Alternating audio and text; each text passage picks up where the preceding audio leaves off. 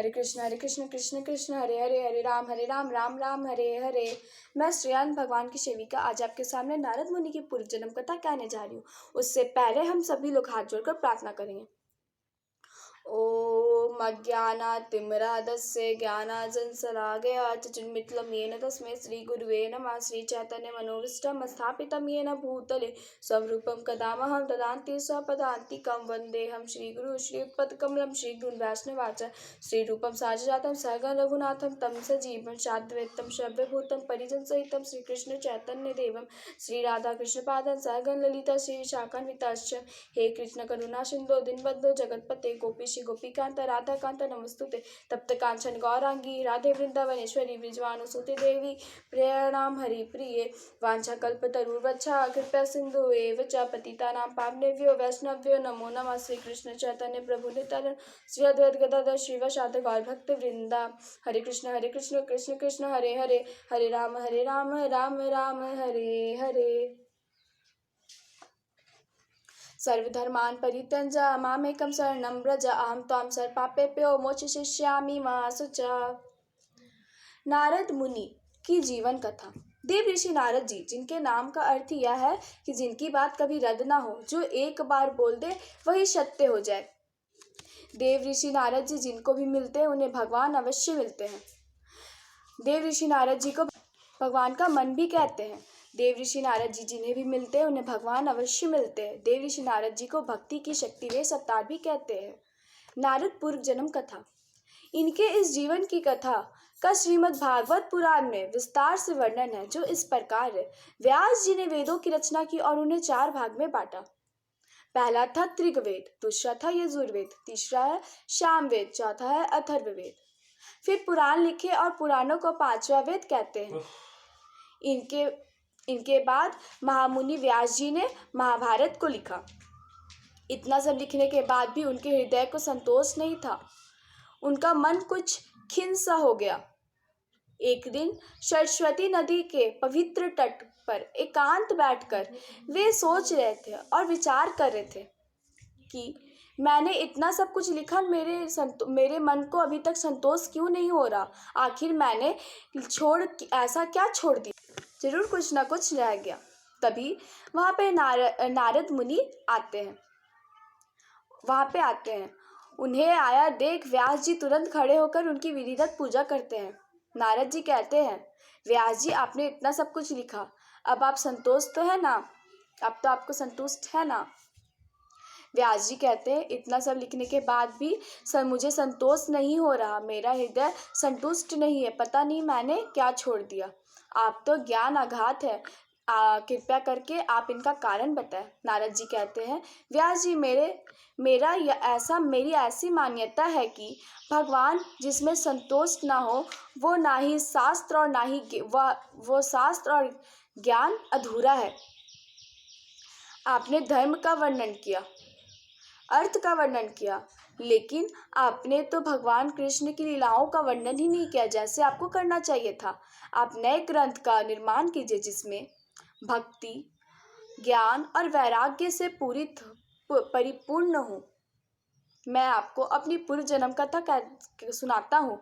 पिछले कल्प में मैं अपने पूर्व जन्म में मैं वेदवादी ब्राह्मणों की एक दासी का पुत्र था।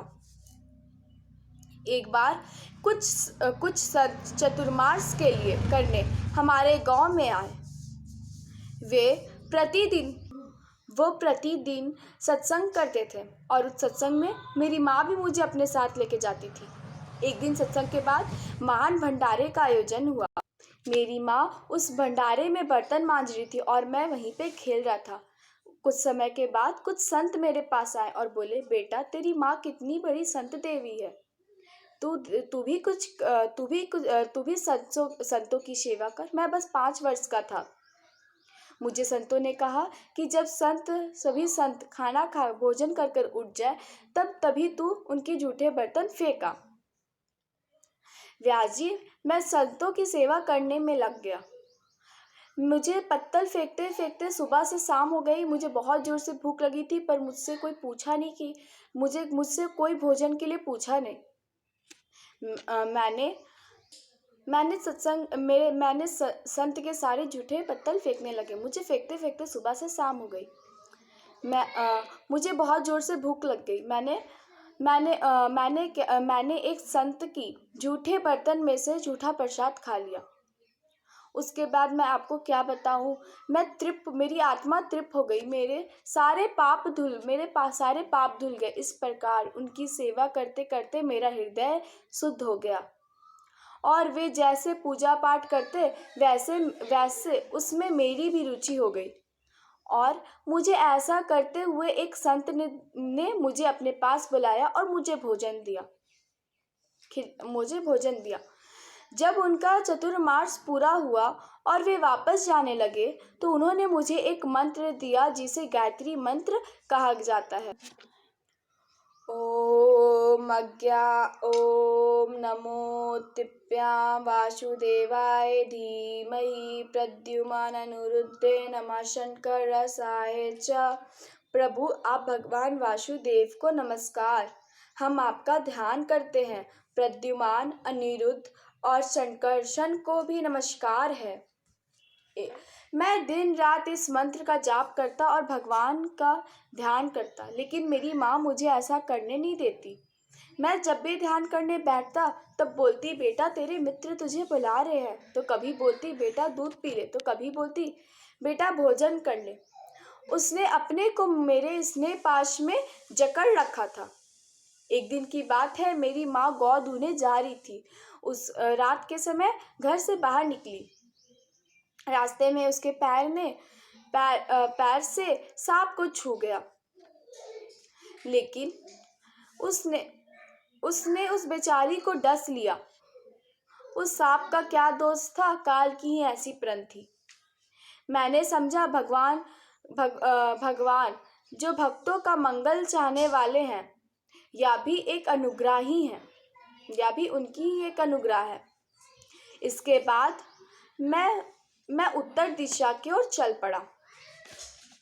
फिर मैं एक वन में गया और वहां बैठकर भगवान की संतों के द्वारा उन मंत्रों को दिए हुए मंत्रों का जाप करने लगा।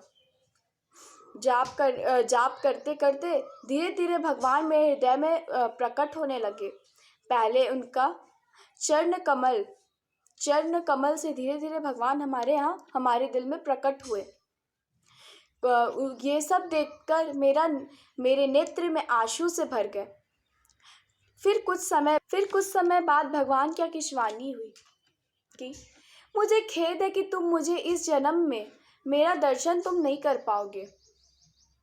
जिनकी तृष्णाएं पूर्तनाएं शांत नहीं हो गई है, उन अधक्षरे योगियों को मेरा दर्शन अत्यंत दुर्बल है, लेकिन अगले जन्म में तुम्हें मेरा दर्शन अवश्य होगा।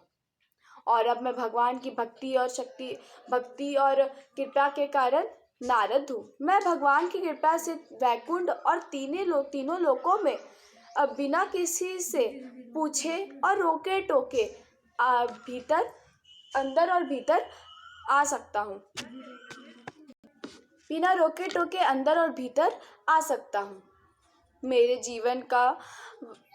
जीवन का वर्तखंड रूप में चलता रहता है। मुझे भगवान ने एक वीणा दी है जिसमें मैं सिर्फ भगवान की लीलाओं का गुणगान करता हूँ। देवदात्याम्यं वीणां सर्वब्रह्म विभूषितां मूर्छितां हरिकीर्तनं गायेयं शर्यहम्। भगवान की दी हुई ईश्वर ब्रह्म में विभूषित वीणा पर तान छोड़कर मैं उनकी लीलाओं का गान करता हुआ सारे संसार में विचरता हूँ।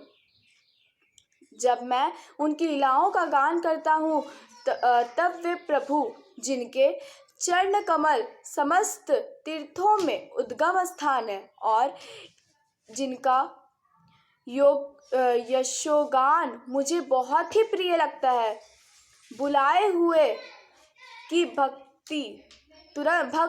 तुरंत मेरे हृदय में आकर दर्शन देते हैं। जिन लोगों का चित्त निरंतर विषय भोगों की कामना से अशुर हो रहा है, जिनके लिए भगवान की लीलाओं का कीर्तन संसार से पार जाने का जहाज है, यह मेरा अपना अनुभव है। व्यास जी, आप निष्पक्ष हैं। आपने मुझसे जो कुछ पूछा मैं आपको अपने जन्म और साधना का रहस्य तथा आपकी आत्मा तुष्टि का उपाय मैंने बतला दिया। आप श्रीमद् भागवत ग्रंथ का निर्माण कीजिए। इस प्रकार नारद जी अपना पूर्व जन्म कथा कहते हैं और व्यास जी का असंतोष दूर करते हैं। फिर व्यास जी ने श्रीमद् भागवत पुराण लिखा। हरे कृष्ण कृष्ण कृष्ण हरे हरे, हरे राम राम राम हरे हरे।